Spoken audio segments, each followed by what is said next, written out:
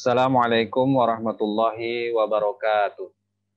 Waalaikumsalam warahmatullahi. Alhamdulillah, pemirsa Radar Banjarmasin Channel yang dirahmati Allah dimanapun berada. Puji syukur karena Allah Subhanahu wa Ta'ala.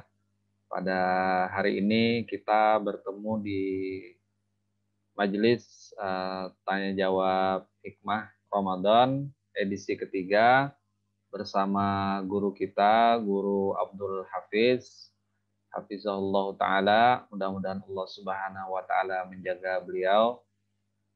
Beliau adalah pengasuh dari Pondok Pesantren Al-Quran Darul Inqilabi, Karangintan, Martapura.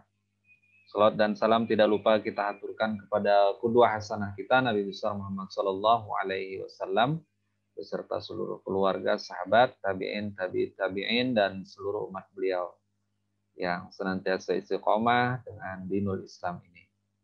Selanjutnya, mari sama-sama kita sapa guru kita. Assalamualaikum, Guru. Waalaikumsalam warahmatullahi wabarakatuh. Kayak apa kabar Tian? Sehat? Alhamdulillah sehat. Alhamdulillah. Alhamdulillah, ini Guru ada beberapa pertanyaan yang masuk kepada kita di redaksi Radar Banjarmasin, baik itu melalui komentar di channel YouTube kita, kemudian WhatsApp langsung kepada kami di nomor redaksi 0812 5192 592 yang nantinya juga akan ada di deskripsi bagi pembaca kita yang ingin bertanya langsung.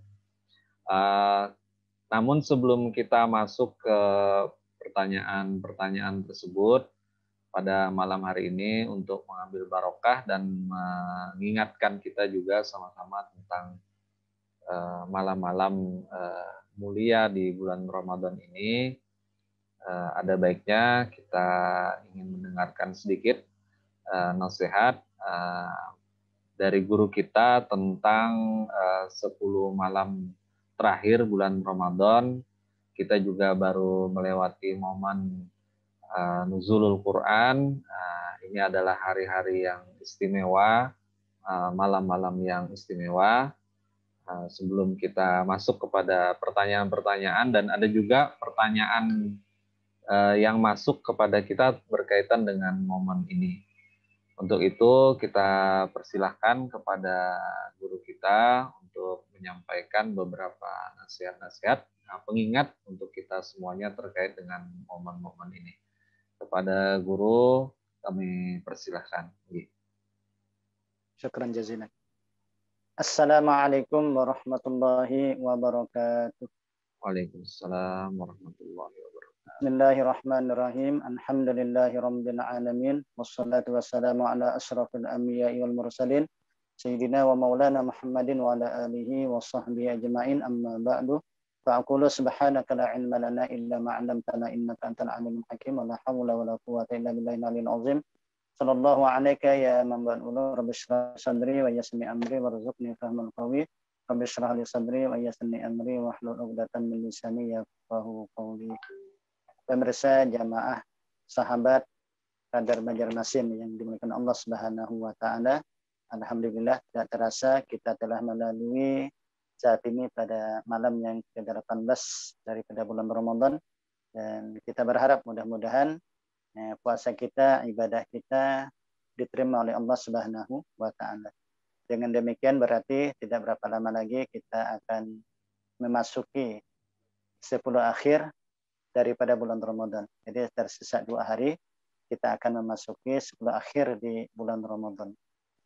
Di mana 10 akhir di bulan Ramadan ini merupakan sesuatu yang sangat istimewa. Kenapa sangat istimewa? Karena kalau kita melihat daripada sirah Nabi atau kita melihat membaca hadis-hadis Nabi, maka justru di 10 akhir itulah Rasulullah SAW itu sangat meningkatkan daripada ibadah. Rasulullah sebagai teladan kita. Nah tentunya ketika Rasulullah SAW meningkatkan ibadahnya di 10 akhir bulan Ramadan, berarti ada hal yang sangat istimewa di situ. Nah oleh karena itu, apa istimewanya? Istimewanya itu adalah diantaranya di mana kita ketahui bahwa di bulan Ramadan itu ada satu malam yang sangat mulia, di mana kalau kita beribadah pada malam itu, maka lebih baik daripada 1000 bulan. Nah, di mana Allah Ta'ala berfirman, misalnya di dalam surah Al-Qadar, wa ma adraka ma lailatul qadri, lailatul qadri khairum min alfi syahrin. Nah, kata Allah, apakah kalian mengetahui, apakah kamu mengetahui, apakah itu malam kemuliaan itu? Lalu kata Allah, lailatul qadri khairum min alfi syahrin, bahwa malam kemuliaan itu lebih baik daripada 1000 bulan. Dan malam Lailatul Qadar ini hanya ada pada bulan Ramadan, dan menurut ya para ulama itu dia lebih berada di 10 akhir di bulan Ramadan. Bahkan Imam Asy-Syafi'i rahimahullahu taala bahkan sampai menetapkan bahwa Lailatul Qadar hanya ada pada 10 akhir di bulan Ramadan. Jadi tidak di awal 10 pertama, tidak di 10 pertengahan, tetapi kata Imam Asy-Syafi'i rahimahullah taala, Lailatul Qadar itu ada di 10 akhir di bulan Ramadan. Dan di 10 akhir Ramadan itu yang lebih diharap adalah di malam-malam ganjil. Nah, oleh karena itu ini yang sangat kita harapkan ya, tentunya yang sangat kita nantikan di malam Lailatul Qadar itu. Nah, dalam hadis Nabi sallallahu alaihi wasallam, "Man qama Lailatul Qadri imanan wa ihtisaban, ghufira lahu ma taqaddama min dzambi."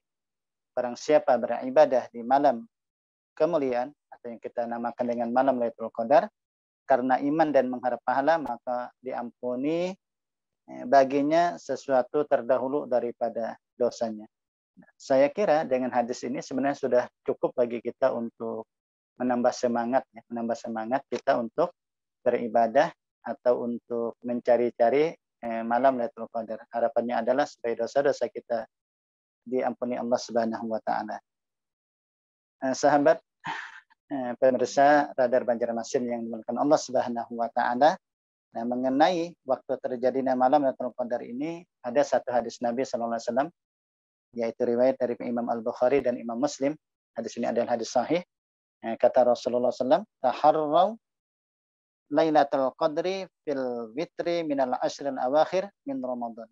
Jadi kata Nabi, carilah malam Lailatul Qadar itu di malam yang ganjil daripada 10 akhir di bulan Ramadan. Jadi malam yang ganjil, yakni malam 21, 23, kemudian 25 dan seterusnya. Jadi malam-malam yang ganjil. Nah, andai kata misalnya kita tidak mampu ya untuk keseluruhan daripada 10 malam akhir di bulan Ramadan, ya paling tidak dalam hadis yang lain itu kalau kita ada uzur atau kita sakit dan seterusnya, ya paling tidak nanti ada 3 malam yang jangan sampai kita luput dari itu, yaitu malam 25, malam 27 dan malam 29. Dan wabil khusus malam 27 jangan sampai kita luput daripada malam itu. Kenapa? Karena jumhur ulama, kebanyakan ulama menyatakan bahwa 27 itulah yang sangat diharap sekali untuk mendapatkan malam Lailatul Qadar. Nah, dalam hadis Nabi sallallahu alaihi wasallam, Nabi bersabda, ini daripada Imam Ibnu Khuzaimah, kata Nabi, iltamisuha fil ashril awakhir, yakni Lailatul Qadri. Carilah Lailatul Qadar itu di 10 akhir bulan Ramadan. Fa in dha'fa ahadukum aw ajaza fala yaghlibanna 'ala sab'i al-bawaqi. Nah, jika lemah salah seorang kamu, misalnya dia sakit atau ada uzur, maka jangan sampai dia luput dari 7 hari yang terakhir. Nah, jangan sampai kita meluputnya 7 hari yang terakhir, yaitu 25, 27 dan 29. Nah, kemudian sedikit akan saya terangkan ya tentang Lailatul Qadar. Lailatul Qadar ini kenapa dinamakan Lailatul Qadar malam kemuliaan? Sumiyat bizalika li'azami qadriha. li'anna Allah yaqdiru fiha ma yasha wa hiya khasaisina. Dinamakan malam kemuliaan itu yaitu karena betapa agungnya, betapa besarnya nilai kemuliaan pada malam hari itu. Karena Allah Ta'ala juga mentakdirkan sesuatu yang ia kehendaki. Dan itu merupakan khususiyat keistimewaan daripada kita sebagai umat Nabi Sallallahu Alaihi Wasallam, di mana Lailatul Qadar ini hanya diberikan kepada umat Nabi, tidak kepada umat yang lain. Nah, kemudian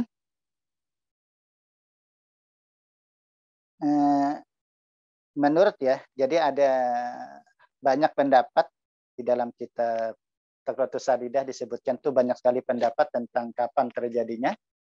Bahkan di situ dikatakan sampai 40 pendapat. Jadi wa fiha arba'una qaulan, 40 pendapat. Namun Imam Asy-Syafi'i lebih cenderung kepada malam 21, 23, jadi 21 dan 23. Itu Imam Syafi'i lebih cenderung ke pendapat itu.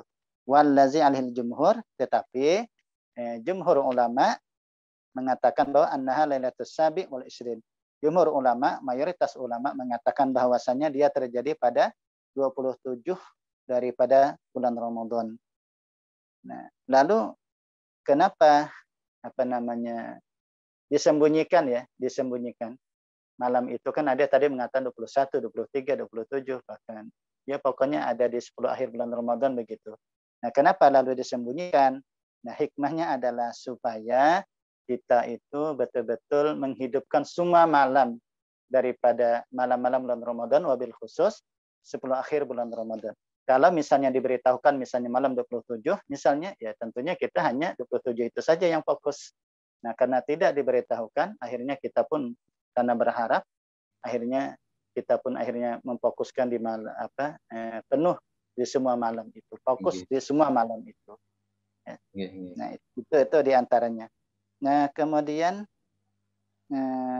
apa tanda daripada malam Lailatul Qadar? Nah, di antara tandanya itu nanti bahwa malam itu sangat cerah, ya, sangat cerah, tidak ada bintang, tapi cerah. Bintang tidak ada, tapi cerah. Kemudian suara-suara hewan itu hampir tidak ada, jangkrik macam-macam itu. Nah, kemudian tidak ada hujan, tidak ada hujan. Kemudian cuacanya itu nanti tidak panas tapi juga tidak dingin.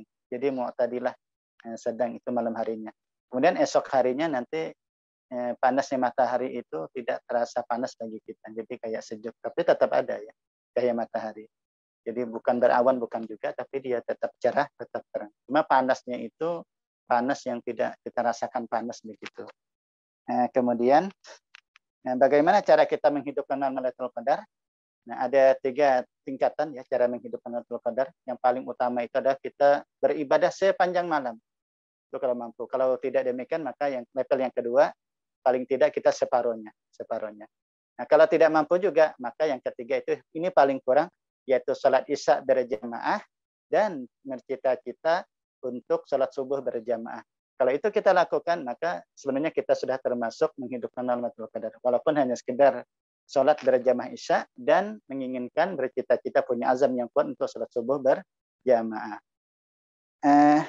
Kemudian bagaimana andai kata kita tidak melihat tanda-tandanya apakah termasuk mendapatkan malam Lailatul Qadar? Maka sebenarnya ulama mengatakan andai pun kita tidak melihat tanda-tandanya, maka andai kata kita beribadah pas malam itu, malam Lailatul Qadar, sekalipun kita tidak melihat tandanya, maka kita sudah termasuk orang yang menemui beribadah di malam Lailatul Qadar. Nah, kenapa? Karena melihat tandanya itu keistimewaan tersendiri. Nah, gitu. Jadi tidak mesti yang melihat itulah yang mendapatkan Lailatul Qadar, tidak mesti. Jadi kalau kita beribadah pas kebetulan Lailatul Qadar, sekalipun kita tidak melihat Lailatul Qadarnya, tanda-tandanya, maka sudah termasuk. Nah, sekali lagi, orang yang melihat tanda-tandanya itu merupakan keistimewaan tersendiri. Nah, oleh karena itu sangat penting saya sampaikan, bagi siapapun yang melihat tanda-tandanya sunnah untuk disembunyikan. Bukan malah diceritakan, apalagi sampai diposting di Facebook, di media dan macam-macam. Jadi dia sunnah disembunyikan. Di beberapa kitab ya saya baca itu diantaranya misalnya Risalah Asraris Shawm, dikatakan itu sunnah disembunyikan. Kenapa? Karena kata pengarang kitab tersebut, melihat tanda-tanda itu adalah fadilah, kelebihan, dan seyogyanya kata beliau kelebihan itu selayaknya untuk sembunyikan. Nah, kita berharap kepada Allah Subhanahu wa taala mudah-mudahan di malam yang mulia itu kita ditakdirkan oleh Allah dipertemukan dengan malam yang mulia, malam Lailatul Qadar, sehingga kita mampu beribadah, bisa melaksanakan ibadah di mana ibadah pada malam hari itu lebih baik daripada 1000 bulan. Amin ya Amin rabbal ya alamin. rabbal alamin. Nggih. Baik guru. Mungkin Nggih. ya mungkin itu untuk sementara dan terkait dengan Lailatul Qadar. Ya mudah-mudahan ada manfaat dan ada barokah, dan kembali saya kembalikan ke host kita. Nggih. Tafadhol. Alhamdulillah, jadi sangat jelas apa yang beliau gambarkan tadi, guru kita gambarkan tentang malam kemuliaan. Mudah-mudahan kita sudah menyiapkan diri untuk menghadapi malam-malam 10 hari terakhir bulan Ramadan ini, memaksimalkan momen-momen tersebut untuk melakukan ibadah taqarrub ilallah. Dan kebetulan ini guru ada pertanyaan dari pembaca kita lewat YouTube terkait dengan iktikaf, karena biasanya kan kita di Banua ini melaksanakan iktikaf bersama-sama di masjid supaya bisa terjaga begitu ibadahnya, maka sama-sama melaksanakan iktikaf di masjid. Namun dalam pertanyaan saudara kita ini dari akun BJB MTP, mudah-mudahan nanti beliau menyimak kembali. Beliau bertanya, apakah iktikaf itu boleh kita lakukan di rumah saja, mengingat saat ini masa pandemi, guru. Jadi apakah memang malam-malam Lailatul Qadar ini atau malam 10 hari terakhir ini harus kita isi dengan iktikaf berada di masjid begitu. Nggih, beliau bertanya apakah iktikaf itu boleh di rumah, guru. Nggih, tafadhol guru. Bagaimana terkait dengan ini? Ya, baik. Yang pertama yang ingin saya sampaikan dulu dalam hadis Nabi Shallallahu Alaihi Wasallam. Ini diriwayatkan dari Aisyah radhiyallahu anha. Hadisnya sahih dari Imam Bukhari Muslim. Karena Rasulullah Sallallahu Alaihi Wasallam, ini Aisyah menceritakannya, ya'takifu al-ashra al-awakhir hatta tawfahullah, adalah Rasulullah Sallallahu Alaihi Wasallam, kata Aisyah, selalu beriktikaf di 10 akhir, yakni 10 akhir bulan Ramadan sampai Allah mewafatkan beliau Sallallahu Alaihi Wasallam. Nah, demikian juga di hadis-hadis yang lain juga nanti banyak disebutkan di mana Rasulullah SAW itu selalu beriktikaf. Dan Imam Muslim juga ada dikatakan bahwa karena ya'takifu fil ashra awakhir min Ramadan. Jadi senada dengan hadis yang baru saja kita bacakan, yaitu bahwa Rasulullah SAW, kata Ibnu Umar, Nabi itu selalu beriktikaf 10 hari yang terakhir di bulan Ramadan. Nah, jadi memang ini merupakan sunnah daripada sunnah Nabi SAW, di mana kita dianjurkan untuk beriktikaf ya di 10 akhir bulan Ramadan. Itu tadi salah satunya adalah harapannya supaya kita pas kebetulan beribadah itu kena malam kemuliaan, malam Lailatul Qadar, di mana tadi sudah kita sampaikan lebih baik daripada 1000 bulan ya, sesuai dengan firman Allah Subhanahu wa taala di surah Al-Qadar tadi. Nah, kemudian pertanyaan tadi sangat menarik sekali ya. Apakah iktikaf itu boleh di rumah? Di rumah. Apalagi masa-masa pandemi kan kadang-kadang ya, alasan kesehatan dan seterusnya juga mungkin sebagian masih masjid ada yang tidak buka ya. Apalagi kalau tahun kemarin saya ingat sekali, tahun kemarin itu rasanya masih banyak masjid yang ditutup. Kalau saat ini ya mungkin banyak yang buka ya, banyak yang buka. Tetapi ya boleh jadi pertanyaan tersebut ya karena merasa bahwa mungkin ada satu hal ya mungkin sehingga tidak di masjidnya. Lalu apakah boleh di rumah begitu? Saya sampaikan dulu sebenarnya di dalam para ulama yang masih berbeda pendapat tentang apakah boleh kita iktikaf di rumah. Nah, kalau dalam mazhab Syafi'i sendiri bahwa syarat iktikaf itu adalah yaitu ada tempat dan tempatnya itu disyaratkan masjid. Disyaratkan adalah masjid.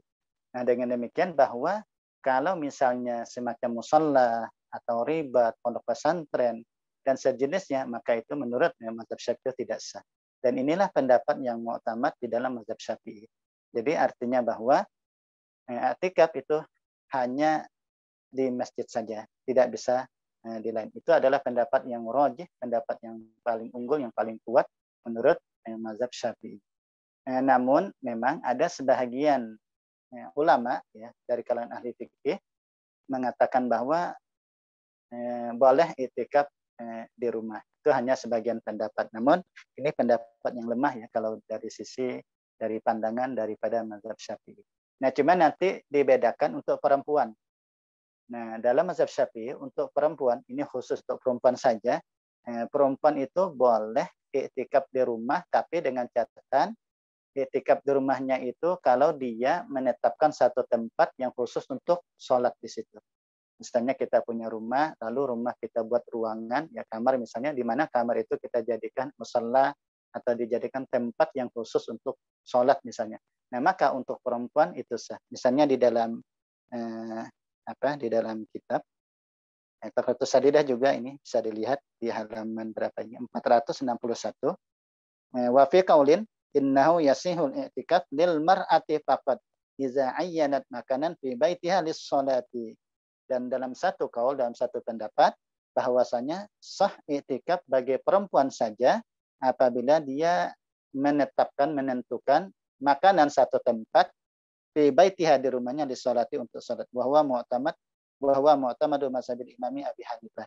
Dan ini merupakan pendapat mu'tamad dalam mazhab Abu Hanifah. Jadi kesimpulan dari jawaban saya adalah menurut pendapat mu'tamad dalam mazhab Syafi'i, i'tikaf di rumah itu tidak sah. Tidak sah.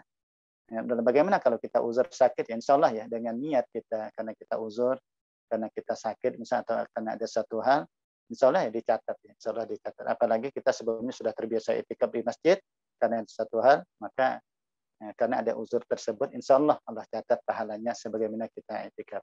Nah kemudian untuk perempuan tadi, untuk perempuan, dikhususkan untuk perempuan, itu boleh i'tikaf di rumah, tapi dengan catatan, yaitu di satu tempat, ada tempat yang memang dikhususkan untuk salat, dan pendapat ini juga merupakan pendapat mu'tamad menurut Imam Abu Hanifah. Demikian mudahan bisa dipahami, terutama bagi penanya di akun apa tadi itu, PJB ya. PJB MTP Guru. Banjarbaru Martapura. Seputaran Banjarbaru Martapura ini saudara kita. Baik, alhamdulillah tadi untuk penanya pertanyaan kita terkait dengan i'tikaf disampaikan oleh guru kita sudah. Nah, kemudian ada pertanyaan lagi nih Guru dari hamba Allah nih terkait dengan puasa. Jadi Sidin bercerita ini kisah nyata kata beliau. Jadi ceritanya begini, suatu ketika kita makan sahur dengan dugaan bahwa waktu sahur itu masih ada. Nah, tapi ternyata dugaan itu salah, ternyata sudah masuk waktu subuh. Bagaimana dengan hukum puasa tersebut, Guru? Jadi kita ini makan sahur, menduga sahurnya belum waktu subuh lagi, masih ada waktu sahur. Ternyata sudah masuk waktu subuh. Mungkin ini tidak mendengarkah, mungkin azan atau tiba-tiba bangun kaget langsung makan sahur misalnya, nah, tanpa lihat jam, atau mungkin di daerah yang kesulitan untuk melihat waktu sahur. Allahu a'lam. Guru. Ini kisah nyata menurut saudara kita ini. Mungkin dalam masalah ini kadang-kadang biasa saja terjadi ya. Kadang itu biasa saja terjadi. Memang ada beberapa kasus yang seperti itu ya. Dikiranya masih ada waktu sahur, sekalinya orang sudah membaca setelah azan tuh, baca tarhim. Apalagi jam ya, salah lihat jam juga bisa juga dikiranya jam 4, sekalinya jam 5 begitu. Oleh karena itu memang ini sudah dibahas oleh para ulama ya, sudah dibahas oleh para ulama dan kita fikih. Kalau kita melihat misalnya dalam kitab fikih ya, terutama dalam mazhab Syafi'i, nanti kan ada masalah qadha plus bayar fidyah, ada hanya bayar qadha saja, ada yang hanya bayar fidyah saja dan seterusnya. Nah, yang ditanyakan tadi itu ini termasuk dalam pembahasan seseorang yang wajib qada saja. Wajib qada mal imsak.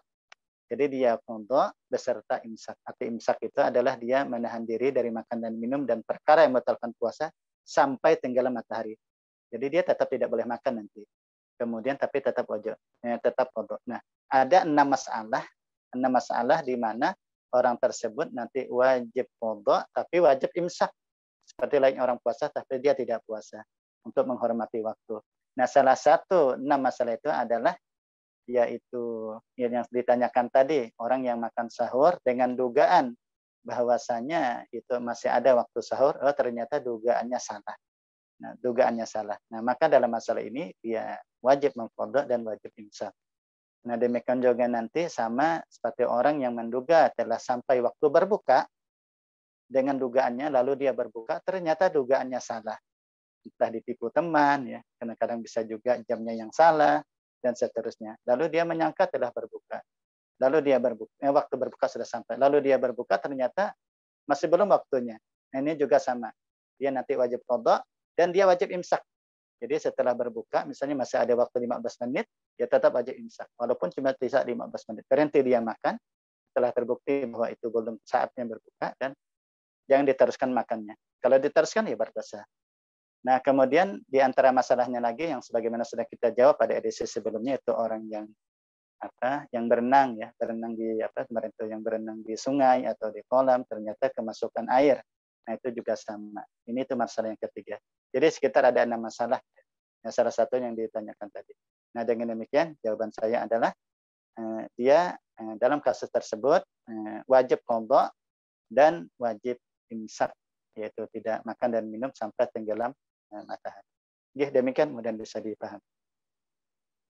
Baik Guru, jadi untuk saudara kita penanya, ini peristiwa seperti ini, maka dia wajib untuk mengqada puasanya, tetapi dia juga wajib imsak, menahan sampai waktu berbuka juga.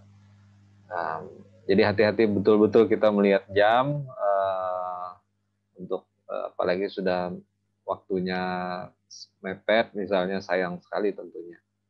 Tetapi apapun yang terjadi tentunya kita harus menerima, ridho dengan ketentuan yang sudah ditetapkan oleh Allah Subhanahu wa taala ini. Oke. Baik Guru, selanjutnya ini ada pertanyaan dari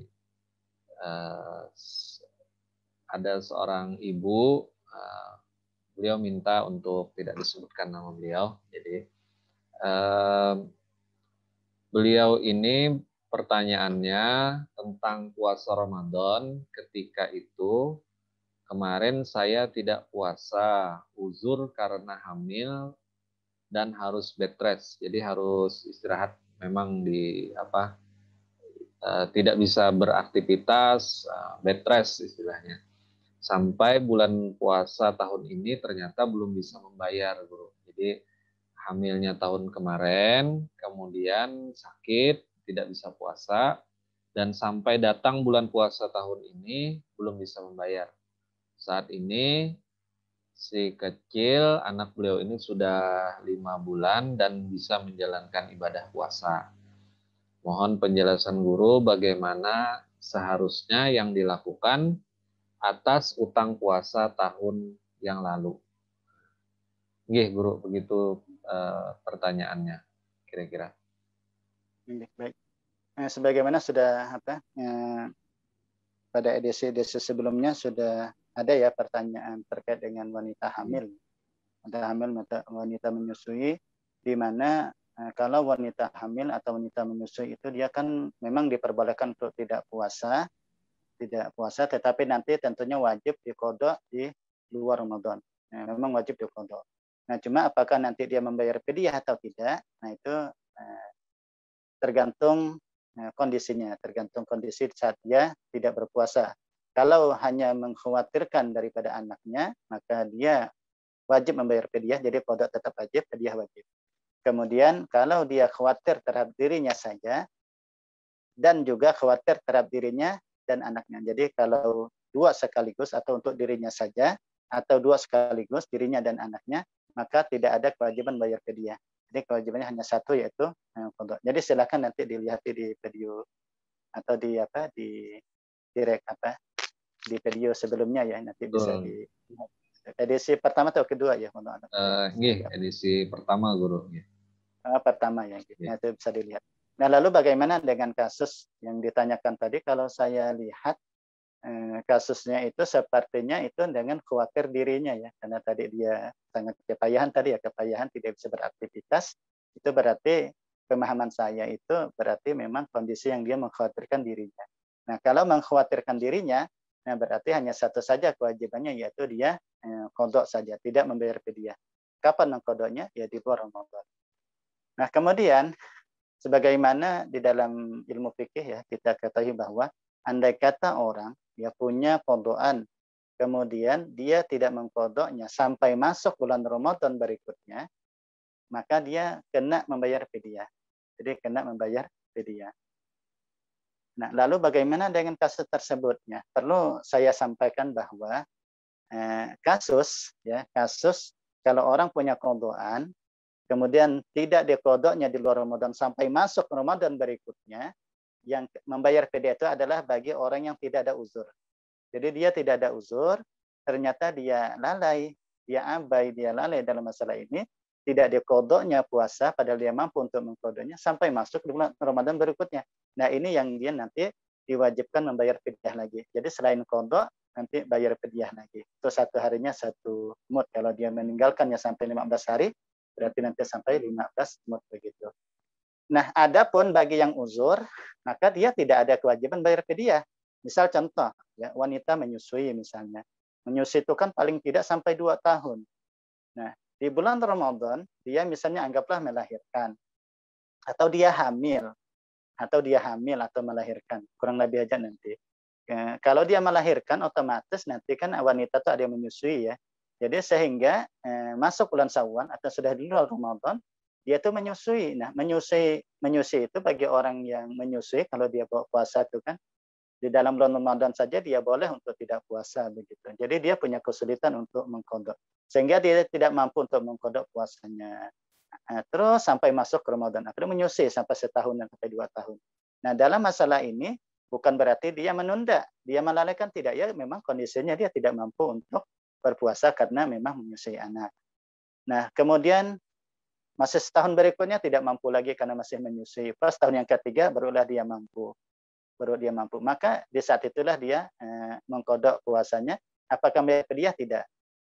Nah, kenapa? Karena sebelumnya itu tadi dia mengqadha itu karena punya keuzuran atau karena sakit, misal juga sama. Dia punya hutang Ramadan, pas mau mengqadha ternyata dia sakit, sehingga dia tidak mampu untuk mengqadhanya sampai masuk bulan Ramadan berikutnya. Maka juga ini tidak termasuk orang yang melalaikan, maka dia tidak dikenakan membayar fidyah. Nah, dengan demikian jawaban saya untuk pertanyaan ini, dia tetap wajib mengqadha ya, di saat sudah dia mampu mengqadha, hanya cukup mengqadha saja tanpa perlu membayar fidyah karena tidak ada kewajiban fidyahnya. Apalagi tadi di pertanyaan saya tangkap itu dia tidak mampu untuk mengqadhanya sampai masuk Ramadan berikutnya. Demikian mudah-mudahan bisa dipahami. Allah a'lam.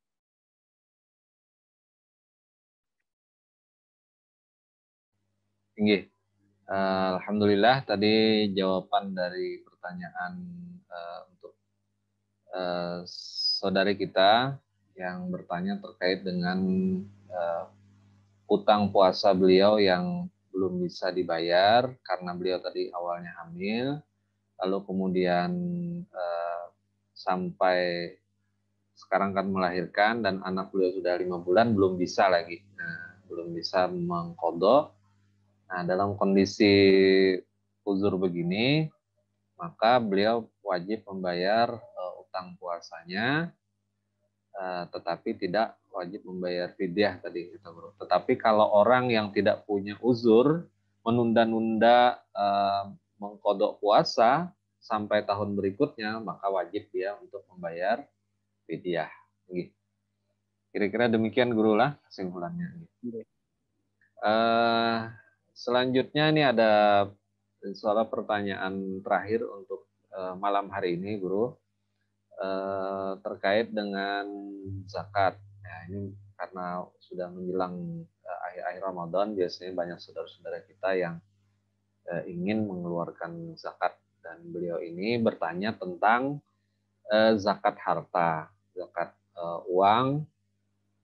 Eh, eh, Menurut pertanyaan beliau ini, apakah ketika menghitung zakat harta itu mengikuti nisab emas atau perak yang lebih afdol? Nah, kemudian mengenai harga emas dan perak itu, manakah yang diambil? Apakah mengikuti harga emas harian? Karena di internet biasanya kita bisa melihat seperti dikeluarkan PT Antam, atau berdasar harga pasaran di kampung kita. Kemudian juga apakah harga jual atau harga beli emas atau perak yang dipakai untuk menghitung nisab itu. Karena biasanya kalau kita beli lebih mahal dibanding kita menjual per gramnya. Cukup panjang pertanyaan beliau, Guru. Mudah-mudahan bisa bisa ditangkap ini pertanyaannya. Oke, tafadhal, Guru. Baik, untuk terkait dengan zakat harta, apakah nanti mengikut perhitungan emas atau perak ya. Memang dalam masalah ini ada beberapa pendapat ya. Ada yang mengatakan kalau untuk zakat harta, misalnya kita punya tabungan duit, misalnya uang di bank misalnya ya, apakah itu nanti ketika sudah sampai haul, pas menghitungnya ini apakah nanti menghitung mengikuti emas atau perak? Tadi ada beberapa pendapat. Ada yang mengatakan bahwa dia harus mengikuti ukuran perak, yaitu kurang lebih 588 gram ya, kalau kita ukur saat ini, kurang lebih 588 gram. Itu kalau kita melihat dalam kitab At-Taqratus Sadidah. Nah, kenapa sebab di dalam kitab itu dikatakan bahwa kenapa dia harus mengikuti perak, ini adalah untuk kemaslahatan orang fakir. Karena zakat sendiri adalah untuk ya salah satunya adalah untuk kemaslahatan daripada orang fakir dan orang miskin. Itu pendapat yang pertama. Nah, kemudian pendapat yang kedua, dia mengikuti emas, ya, emas. Nah, emas ini kurang lebih ya macam-macam sila, ada mengatakan 80, 82, 84, 85, bahkan ada sampai mengatakan 90 gram maksudnya. Namun saya lebih cenderung untuk mengikuti yang agak pertengahan dari beberapa pendapat setelah dikonfirmasi dengan dengan ukuran sekarang ya maksudnya, yaitu 85 gram. Kalau di kitab Al-Sadida itu 84. Tapi kalau menurut Profesor Dr. Wahab Zahil, Syekh Wahab Zahili, itu 85 gram ya. Nah, kenapa mengikuti emas? Karena menurut alasan ini karena itulah emas itu standar ya. Jadi standar orang kaya begitu. Jadi ketika mengikuti standar emas itu ada standar orang kaya. Gitu ya. Kalau beda kalau perak. Kalau perak kan biasanya nilainya agak lebih rendah ketimbang daripada emas. Nah, anggaplah misalnya kalau perak 10 jutaan sudah keluar zakat, kalau emas kan paling tidak bisa 5-60 jutaan. Kalau 10 juta itu disebut orang kaya ya belum tentu juga. Dibelikan ke sepeda motor ya habis sudah. Kalau 50-60 juta itu kan masih ada sisa banyak. Artinya di situ tuh kayak standar kaya. Sedangkan yang wajib zakat itu kan orang kaya. Salah satunya ada pendapat demikian. Nah, pendapat yang ketiga adalah dia boleh pilih. Mau pakai perak boleh, mau pakai emas boleh. Itu pendapat ketiga. Jadi ada yang tadi kan hanya perak, yang kedua hanya emas, yang ketiga hanya boleh pilih perak atau emas. Begitu. Jadi saudara penanya yang menggunakan Allah Subhanahu Wa Taala, namun saya pribadi itu lebih cenderung ke pendapat yang yang pertama itu, yaitu mengikuti perak ya, karena lebih kemaslahatan itu. Jadi lebih memandang kemaslahatan, yaitu kepada perak. Nah, kalau kepada perak itu biasanya kalau 10 sampai 15 jutaan mungkin sudah bisa keluar itu zakatnya ya, kurang lebih. Tapi nanti kan saya tidak tahu harga perak, tapi nanti bisa dihitung-hitung begitulah berapa harga perak dikalikan 588 gram begitu. Namun kalaupun memilih emas ya, karena memang ada pendapat demikian, atau dia kadang-kadang ingin memilih perak atau memilih emas juga tidak masalah, karena juga para ulama ada yang berpendapat demikian. Ini hanya pendapat saya pribadi yang lebih cenderung kepada untuk mengukurnya dengan perak begitu. Itu yang pertama. Jadi kalau ditanya lebih afdal mana, ya saya tadi lebih afdal ke perak, yaitu hanya pendapat pribadi saya. Namun kalaupun ingin mengikuti pendapat berbeda ya juga tidak masalah. So, karena para ulama sudah memfatwakan demikian. Kemudian yang kedua tadi apakah Mengenai beli harganya, Guru. harganya. Kalau Ya. untuk harga, kalau sepengetahuan saya, sebagaimana guru-guru kami ya menyampaikan, itu dengan harga pasaran. Harga pasaran. Jadi memang saya tidak tahu sih kalau yang harga internet atau PT Antam atau apa, saya memang kurang tahu ya. Cuma selama ini yang saya tahu itu ya dengan harga pasaran itu. Yaitu harga pasaran yang menyambung dengan pertanyaan yang ketiga itu, apakah dengan harga jual atau harga beli, maka itu dengan harga di saat kita beli, bukan di saat kita jual. Jadi kalau kita mau beli emas, misalnya hari ini kita mau berzakat, hari ini ya. Jadi bukan mengikutnya itu hari sebelumnya, bukan. Hari ini yang kita mau keluar zakatnya. Karena emas itu kan nanti tiap hari kan bisa turun naik begitu. Nah, maka ketika kita ingin mengeluarkan zakat, maka saat itulah kita harus mencek berapa harga emas murni saat ini begitu. Nah, saat ini ternyata misalnya saat ini mau kita keluarkan, ternyata tidak juga kita keluarkan, tidak juga kita hitung dan seterusnya. Ternyata besok lagi harga besok itu. Ya, jadi harga besok. Jadi intinya adalah di saat kita ingin mengenakan zakat harta, di saat itu kita mencek harga pasaran. Misalnya kalau kita mengikuti hitungan emas, maka harga emas. Kalau kita mengikuti tadi yang sebagaimana pendapat saya yaitu perak, maka lihat di harga perak. Oke, demikian mudah-mudahan bisa dipahami. Alhamdulillah, insya Allah jelas. Jadi yang kita lihat ini adalah harga pasaran. Ini berarti harga pasar yang ada di tempat kita tinggal, Guru, maksudnya lah. Pasaran ini artinya di mana kita tinggal, disitulah berarti kita mengecek harganya. Nah, karena bisa jadi karena mungkin saya tambahkan sedikit ya, kenapa lalu mengikuti harga pasaran di saat di tempat kita? Karena apalagi ya tidak semua orang itu kan bisa mengakses internet ya dan seterusnya. Maka memang apa yang disampaikan oleh guru-guru kami itu ya memang lebih tepat menurut saya ya, karena itu lebih berlaku umum gitu.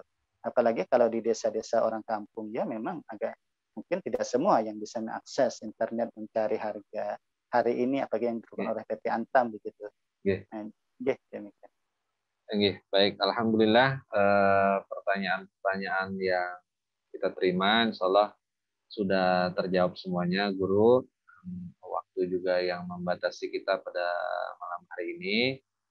Untuk itu ulun mohonkan yang menyampaikan kalimat-kalimat penutup untuk acara kita pada malam hari ini. Ulun persilahkan, Guru. Baik, syukran jazilan.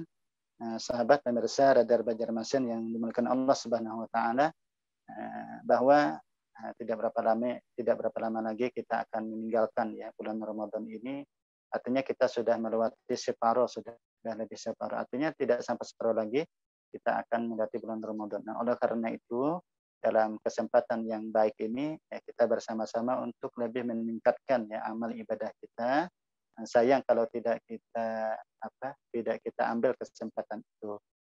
Tarkul fursah ghussah, Habib Salim Asy-Syatiri. Meninggalkan kesempatan itu sebuah kemalangan. Ini kesempatan yang Allah Ta'ala berikan kepada kita. Di mana banyak saudara-saudara kita yang menginginkan bulan Ramadan, ternyata dia sudah dipanggil oleh Allah dahulu. Nah, kita ini diberikan umur, diberikan kesehatan, alhamdulillah. Nah, oleh karena itu kita manfaatkan ya semaksimal mungkin. Ya, salah satunya misalnya dengan mengikuti kegiatan-kegiatan kajian-kajian keagamaan, atau kita menuntut ilmu, atau kalau para ulama dulu itu lebih memfokuskan membaca Al-Qur'anul Karim. Bahkan Imam Malik yang biasa mengajarkan ilmu hadis, menyampaikan hadis-hadis Nabi, khusus Ramadan beliau menutup majelis hadisnya, lalu beliau memfokuskan untuk membaca Al-Qur'an. Imam Asy-Syafi'i yang biasa melakukan fatwa-fatwanya di bulan Ramadan, beliau menutup majelis fatwanya, lalu dia memfokuskan membaca Al-Quranul Karim. Nah, sehingga diriwayatkan bahwa beliau itu sampai 60 kali khatam. Artinya satu hari itu 2 kali khatam berarti, Masya Allah. Jadi ya kalau kita tidak seperti mereka, ya paling tidak kita sudah berusaha lah untuk bersungguh-sungguh untuk mengambil kesempatan itu. Nah, wabil khusus di 10 akhir bulan Ramadan ini, ya kita upayakan kalau kita mampu kita i'tikaf. Kemudian setidaknya kata ulama itu ada 3 yang harus kita upayakan betul. Ada 3, yaitu yang pertama kita lebih meningkatkan sedekah kita. Kemudian yang kedua adalah yaitu kita berluas-luas di dalam nafkah untuk anak istri kita. Artinya berbeda lah seperti yang hari-hari sebelumnya. Nah, kemudian yang ketiga itu adalah kita memperbanyak membaca Al-Quran, baca zikir, istighfar di saat kita i'tikaf. Jadi di i'tikaf itu kita sambil membaca Al-Quran, jadi i'tikaf sambil kita membaca Al-Quran, sambil kita berzikir, istighfar, minta ampun kepada Allah Subhanahu wa Ta'ala. Jadi mudah-mudahan ya kita diberikan kemudahan oleh Allah untuk melaksanakan kegiatan-kegiatan atau ibadah-ibadah. Mudah-mudahan, karena tanpa pertolongan Allah mungkin kita berat ya untuk melakukan itu. Tetapi kalau kita diberikan taufik hidayah oleh Allah, insya Allah seberat apapun itu akan menjadi mudah. Demikian, mudah-mudahan ada manfaat, ada barokahnya. Dan saya minta ampun, minta maaf andai kata ada kesalahan kehilafan dari awal sampai akhir. Nah, sekali lagi saya minta ampun dan minta maaf, dan saya kembalikan ke host kita, Ustaz Budianto. Syukran jazakallah guru. Alhamdulillah pemirsa Radar Banjarmasin, sampailah kita di penghujung acara pada malam hari ini, di malam-malam yang penuh berkah. Allah Subhanahu wa Ta'ala mendengarkan doa-doa kita. Kita juga mendoakan saudara-saudara kita yang mungkin hari ini ditimpa sakit, sedang dirawat, untuk diberikan kesembuhan dan kesabaran oleh Allah Subhanahu wa Ta'ala. Kita juga sama-sama berdoa, mudah-mudahan Allah Subhanahu wa Ta'ala mengangkat wabah corona ini sehingga kita bisa melaksanakan aktivitas ibadah, kegiatan sehari-hari dengan lebih baik. Dan ulun mohon maaf juga apabila ada kekurangan dan kekhilafan. Mudah-mudahan apa yang disampaikan guru kita pada hari ini bisa memberikan kefahaman pada kita atas permasalahan-permasalahan yang kita hadapi sehari-hari.